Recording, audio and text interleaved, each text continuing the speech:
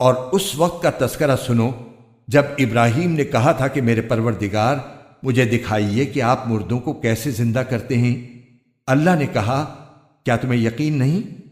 کہنے لگے یقین کیوں نہ ہوتا، مگر یہ خواہش اس لیے کی ہے تاکہ میرے دل کو پورا اطمینان حاصل ہو جائے۔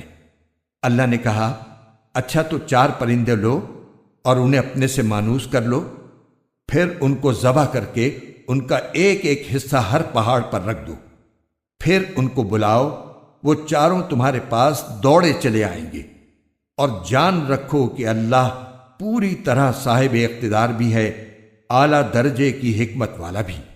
جو لوگ اللہ کے راستے میں اپنے مال خرچ کرتے ہیں ان کی مثال ایسی ہے جیسے ایک دانہ 7 بالیں اگائے اور ہر بال میں 100 دانے ہوں، اور اللہ جس کے لیے چاہتا ہے ثواب میں کئی گنا اضافہ کر دیتا ہے۔ اللہ بہت وسعت والا اور بڑے علم والا ہے۔